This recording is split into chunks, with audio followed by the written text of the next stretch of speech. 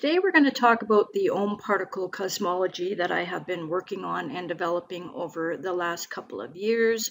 I have presented these ideas to you for many years, and the first time I started using the yin-yang symbol in my cosmology was around 3 years ago. So that's when I started presenting these ideas to you, where I use the yin-yang as the schematic for the OMparticle model.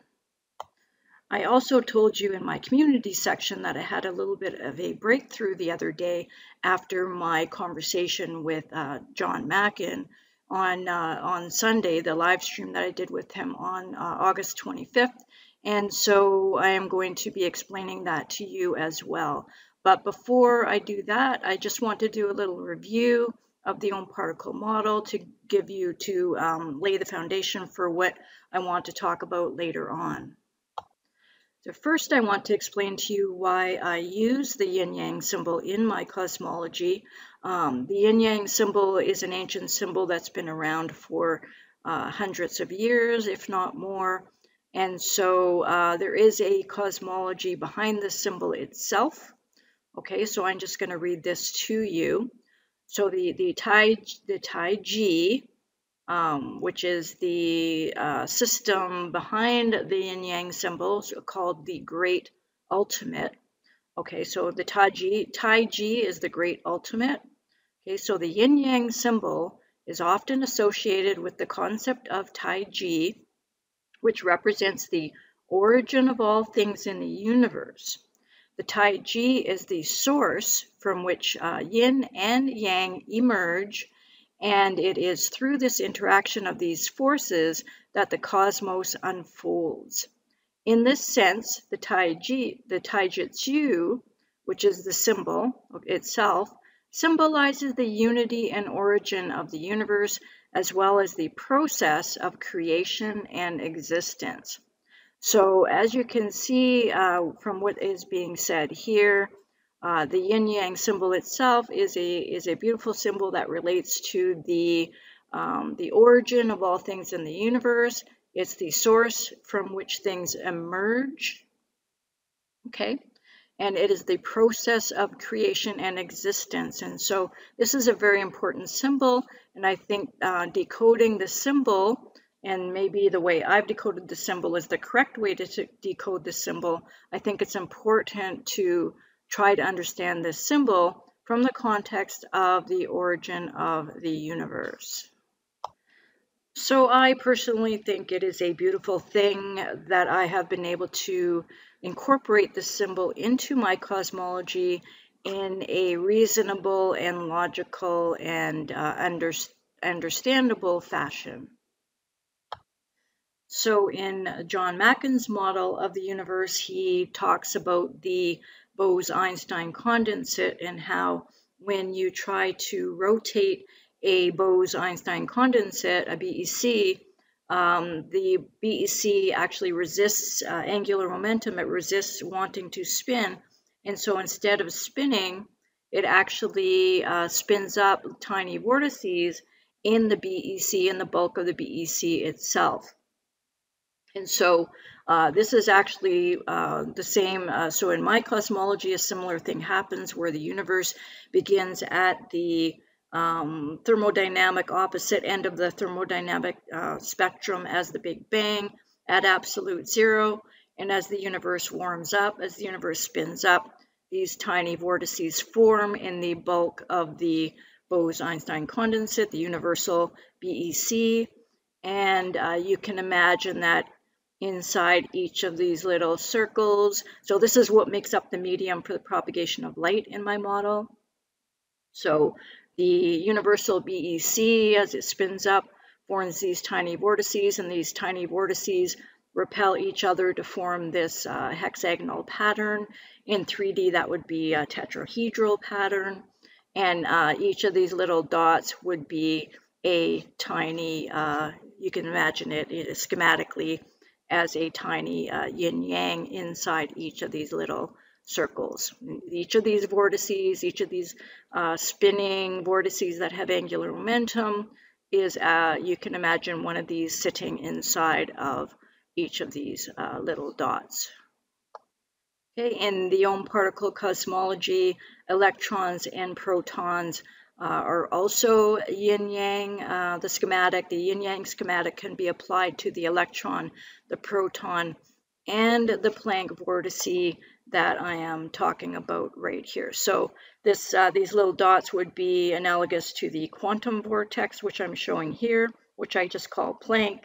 It is the Planck at the Planck scale, and the proton is at the proton scale, and the electron is at the electron scale. And so in this model, the schematic of the yin-yang, you can see the concept of spin.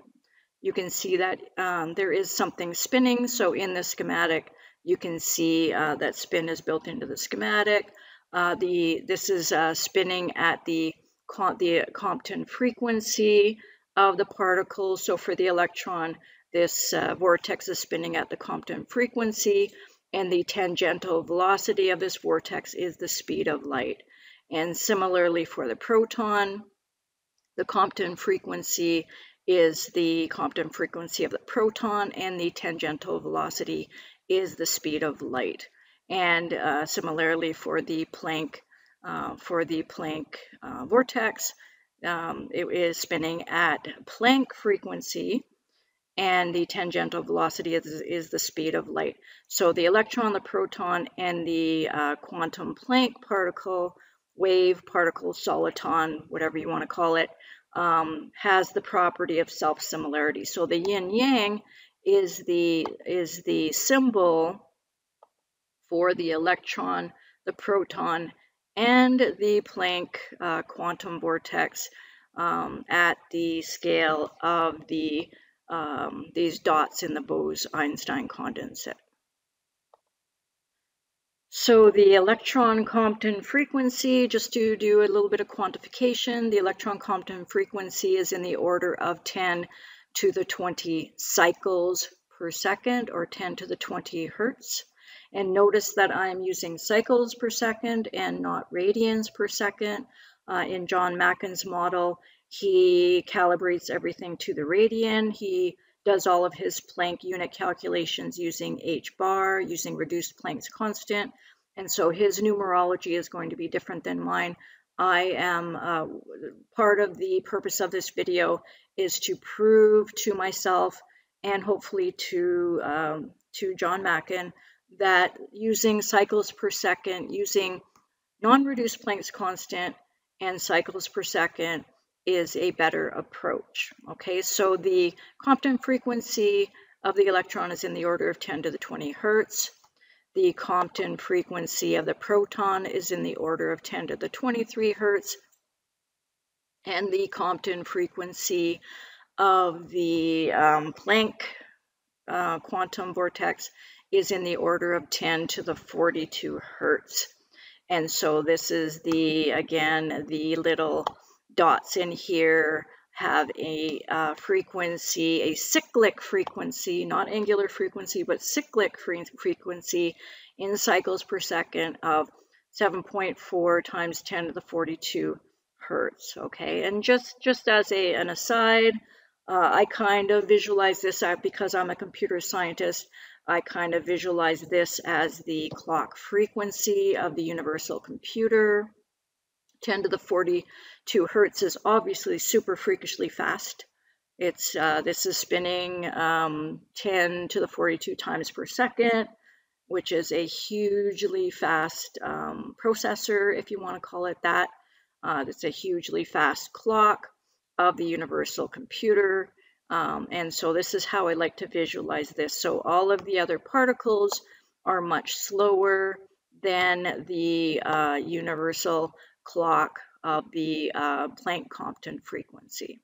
Okay, so this is how I like to visualize this particle, which this soliton, okay, I'm going to call it soliton because a soliton is a wave. It's a localizable wave, and you can also think of it as a particle. Okay, so I might use the word soliton, wave, and particle interchangeably when I'm talking about this yin-yang symbol.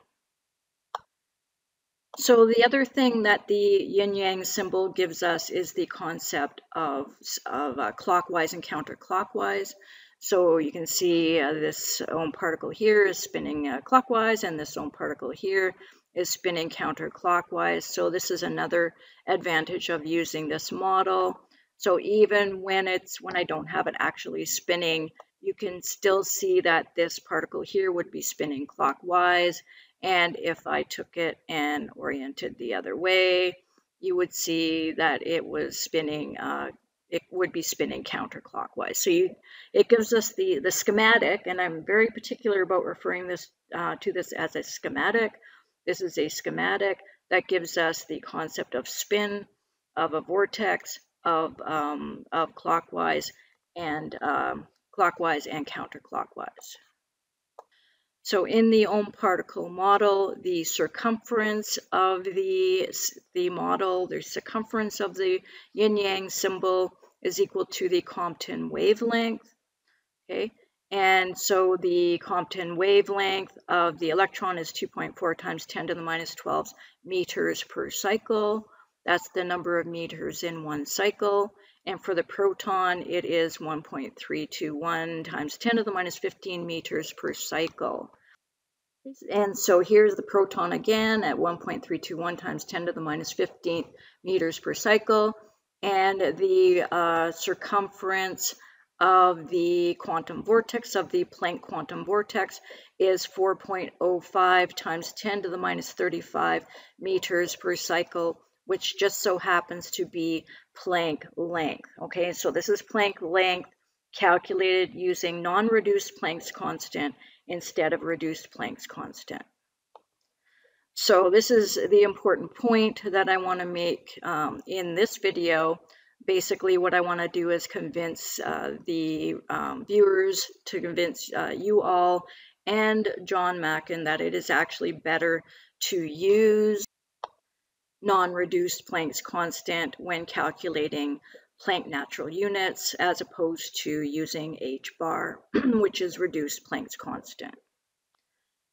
So in terms of Compton wavelength, this little animation here shows you the relationship between the circumference of the particle model and the wavelength of a wave, okay? And so once around the circle gives you one wavelength. And so when I talk about the Compton wavelength, okay, when I talk about the, let's see if I can find my slide here. When I talk about the Compton wavelength, okay, I'm talking about the circumference of the circle, which coincides with one wavelength of a sine wave when you look at it in this manner. Okay, so once around the circle is one wavelength, is one Compton wavelength of the particle model. And so the circumference of the Planck model, okay, let me go back to, sorry about this. Okay, so the Compton wavelength of the quantum vortex, of the Planck quantum vortex, happens to be Planck length. Okay, Planck length is the Compton wavelength of the quantum vortex, okay, of the yin-yang model. That is the schematic for the quantum vortex. So that is the foundation for the particle model. The electron and the proton and the Planck quantum vortex are self-similar to each other. They have the property of self-similarity, where the electron is much bigger in terms of the Compton wavelength. The proton is much smaller, but spins much faster, and the Planck quantum vortex is extremely small. These are not to scale, obviously, extremely small, but is spinning extremely fast. So the faster the vortex spins, the smaller the Compton wavelength of the vortex structure. So again, to be clear, the main difference, one of the main differences between John Macken's cosmology and the particle cosmology is John Macken is using h bar in all of his calculations for Planck units wherever h bar is associated, and I am using h. So I'm using non-reduced Planck's constant, and he is using reduced Planck's constant, okay? So that's the main difference between what he is doing and what I am doing. This leads to, so what I'm going to present today is going to maybe put the nail in the coffin in terms of whose approach is better. Because it turns out, as I've discovered, it turns out that we both, for certain reasons that I won't get into right now, it turns out that we both can't be right. We can't, the Planck Natural Units can't be both using h bar and using h. They lead to different interpretations of the model, and so it's important to, I think it's important that we get this right. And so whoever turns out to be right, that is the one that we should use. So what I'm going to show you today has to do with this equation here that John showed in this slide that we showed in the live stream from last Sunday, August 25th. Okay, he put this slide up and he indicated that this was very important. And so this is also equation 11 in his paper. Okay, so this formula here is also found in equation 11 in his paper. So he refers to this as the electron gravitational radius, and this is related to, but not exactly identical to, the Schwarzschild radius of the electron if the electron was a black hole. So what I did was I formally wrote this up in a document that I'm working on called theOMparticle, a unified model. Okay, so this document is basically my thesis. I'm going to call it my thesis. It is more like a specification. So what I'm doing is I am specifying everything. So in this document, okay, I am specifying the constants of nature. Okay, so I have the main constants of nature, or the measured constants of nature, if you want to call it that. I've got the derived constants of nature. Okay, and I map out the Planck Natural Units. I calculate the Planck Natural Units with using h instead of h bar, using non-reduced Planck's constant instead of Planck's constant. And I do a bunch of stuff. So I put this up on ResearchGate, and I will leave a link to it so you can have a look at it. There's a lot of stuff. I deal with a lot of stuff in here. This is just a sketch. This is just me mapping out everything that I want to talk about in my thesis, okay? So I'm just going to skim through here, slowly skim through here. I talk about the gravitational constant. Oh, I just want to point out something here. So when you take the units, if you have a constant and you take the units, let's say the constant for Planck's constant, the units for Planck's constant are kilogram meters squared per second squared times s, so this is an action constant. When you take the Planck natural units and you plug them into this as if it was an equation, you get the constant back. And so this is a nice way of verifying the constants using Planck natural units. And so the gravitational constant has these units, and when you plug in the Planck natural units into each of these entries, then you get the gravitational constant. Same with the electric constant, same with all the constants of nature. Okay, so that is, I found that really interesting. Okay, and then we have the natural laws, the laws of nature, the gravitational law, electrostatic law, and magnetic law, which which I talk about in this paper, in this document. Okay, then I describe my own particle model, which I just described to you, and then I do a bunch of other stuff. So then I talk about the electron, or the electron ohm particle, and the Compton wavelength, which we've already talked about, the Compton frequency.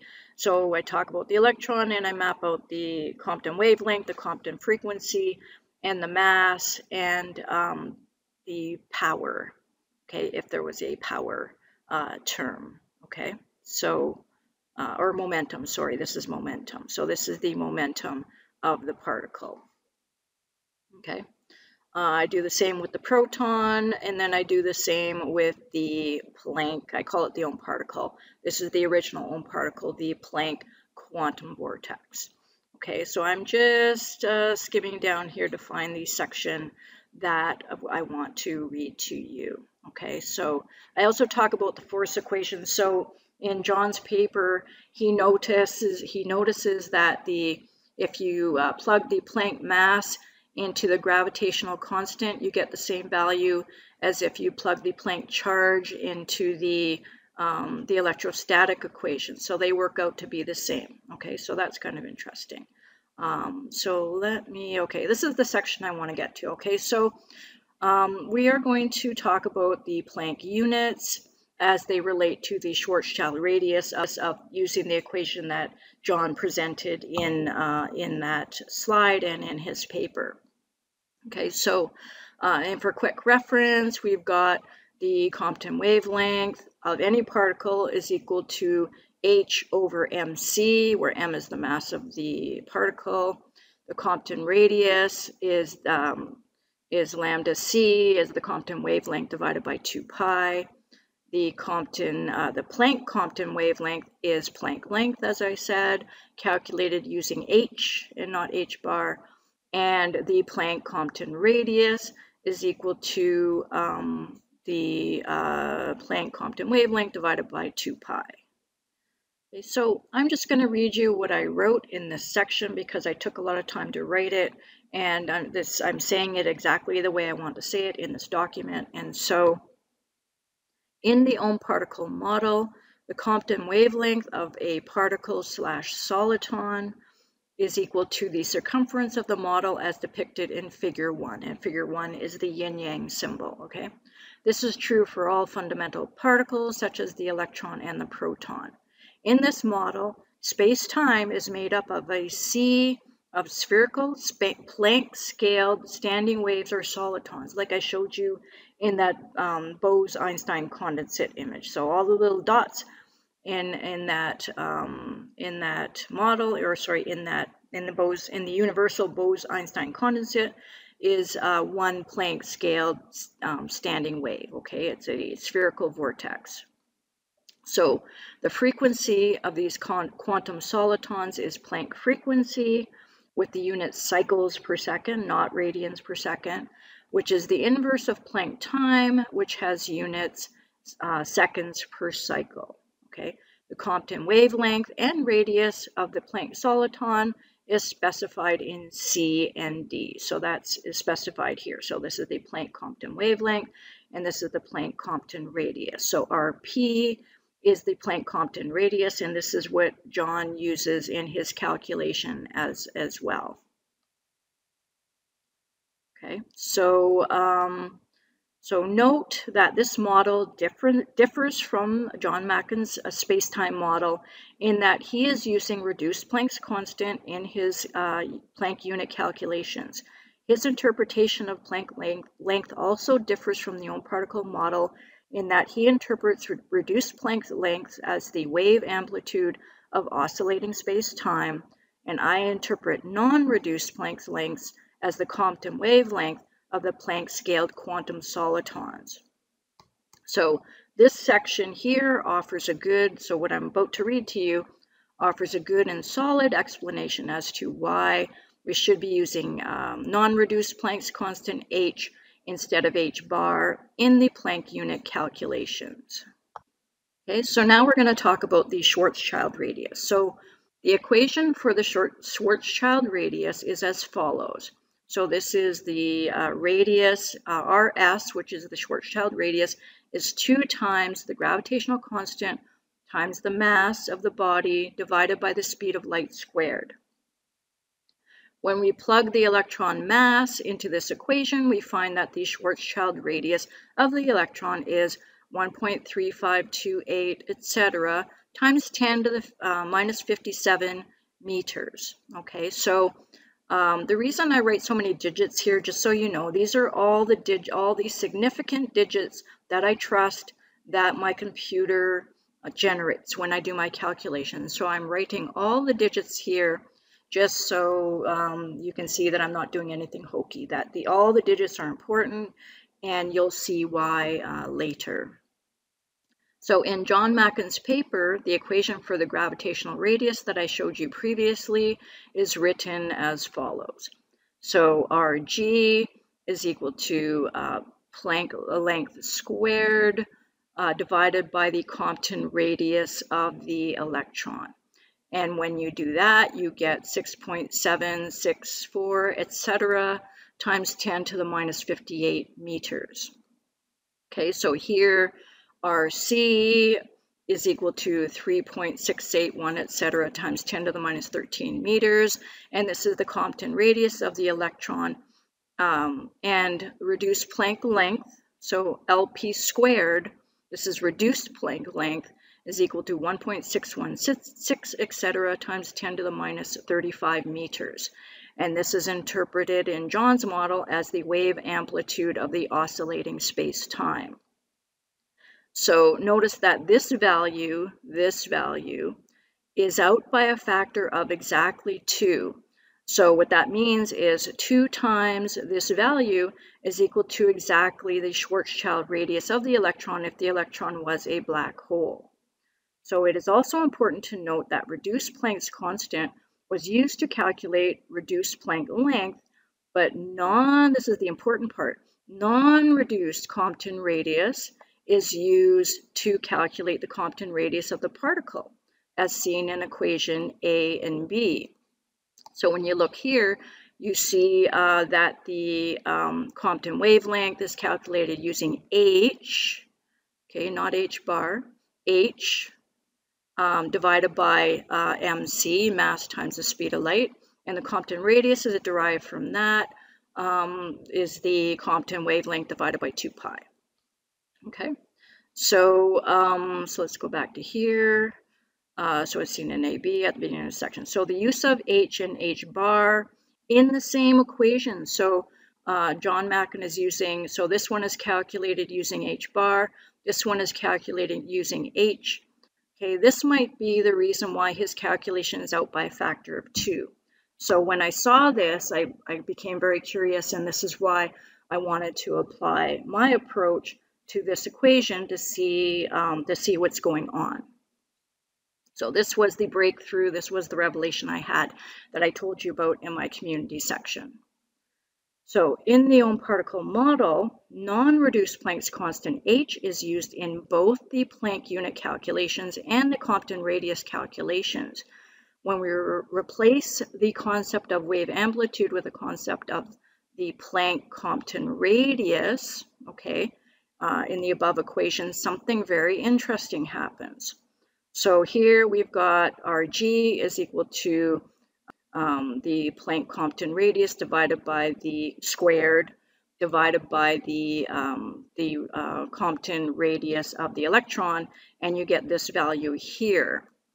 Now this value here is also not equal to the Schwarzschild radius of the black hole of the electron as if it was a black hole. Okay, so but interestingly, this value is not out by a factor of 2, but instead is out by a factor of exactly 4 pi. Okay, this was very exciting to me. I was very happy to see this. So by inserting the 4 pi into the above equation, the Schwarzschild radius of the electron is recovered. Okay, so I put the 4 pi in there, and I get exactly the Schwarzschild radius that I calculated earlier to exactly all the 14 digits of precision. So remembering that 4 pi r squared is the surface area of a sphere, the 4 pi Planck radius, okay, that should be squared. So the 4 pi Planck radius squared term in the above equation is interpreted as the surface area of a spherical quantum soliton. Thus, for some reason, yet to be determined, the ratio of the surface area of the Planck soliton to the Compton radius of the electron soliton is exactly equal to the Schwarzschild radius of the electron to all 14 digits of precision used in these calculations. Okay, though this approach also works for all the fundamental particles, including the proton. So I applied this to the proton and it works perfectly. So then using equations A, B, C, and D, okay, using these equations here, okay, using equations A, B, C, and D at the beginning of the section, equation 52, let's go to equation 52. So this equation 52, which is the equation for the Schwarzschild radius. Okay, so using A, B, C, and D at the beginning of the section, equation for the Schwarzschild radius can be derived from equation 51, the one that I just derived with the 4 pi term, okay, as follows. Okay, so I'm not going to explain this to you. This is just a bunch of algebra though, and so anyone can look at this and see that this equation here, the 4 pi Planck radius squared divided by the Compton radius of the electron does in fact translate exactly to the Schwarzschild radius equation that we see in equation 52.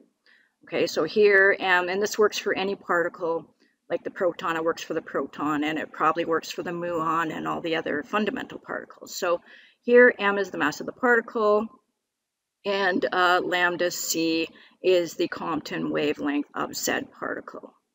Okay, so so the above result seems to vindicate the use of non-reduced Planck's constant in the Planck unit calculations, as it leads to the correct value of the Schwarzschild radius in equation 55, as well as a reasonable geometric interpretation of said equation. Furthermore, in equation 56, okay, this one here, the standard formula for Schwarzschild radius is derived directly from equation 55, the one I derived, okay, further vindicating this approach. And what I mean by that is further vindicating the use of non-reduced Planck's constant in the Planck Natural Units as opposed to reduced Planck's constant. Okay, in the case of John Macken's approach, the use of reduced Planck's constant to calculate Planck length and non-reduced Planck's constant to calculate the Compton radius leads to a discrepancy in the calculations as seen in equation 53. So in equation 53, he uses reduced Planck's constant to calculate the Planck length, but he inadvertently uses non-reduced Planck's constant to calculate the Compton wavelength of the electron. So as you can see here, the Compton wavelength is derived using h over mc, the mass times the speed of light, and the Compton radius is derived from that. So in equation 53, he's mixing h bar calculations with h calculations, which may explain why his calculation is out by a factor of exactly 2. Okay, so this is the revelation that I had. This is the breakthrough that I had, not only in terms of my cosmology, and of course I wouldn't have even thought of this if it wasn't for John Macken's work, so I still really have to appreciate his work and all of the insights that he has that he gave me through his research. And so this is not me trying to say something bad about John Macken or anything like that. This is, I've been trying to help him. I would like to help him, and I think it would be better if he used h instead of h bar in his Planck unit calculations, and this is proof. This is exactly why I think he should be doing this. Okay, so in conclusion, given the results in this section, it appears that John Macken's model suffers from a serious flaw that could be easily corrected if he switches from using reduced Planck's constant to non-reduced Planck's constant in his Planck unit calculations. He may also need to alter his physical interpretation of his model because of this to be more in line with the theOMparticle model, which does not currently require the concept of wave amplitude, and so further investigation is suggested. Okay, so so this is what I wanted to show you, and of course I wanted to show John this as well, but I wanted to make sure that I made a video about this first, because, I want to be the one that says this first. Everyone wants to be the first to say something. And so I wanted to make sure that I got to say this first. So if he does incorporate this into his research, I want to make sure I get credit for my contribution. Okay. So that's all I'm going to do for today. I have a lot of videos in my head that I want to make, but this is a really important one, and I wanted to get it out here. And I'm sorry if my voice sounds a little scratchy. I've caught a little bit of a cold, and so if I sound a little mucusy and like that, if my voice sounds bad, then it's just because I have a little cold. And so I think I'm going to go have a nap. I'm happy that I have been able to explain this to you, and I guess I'll be back.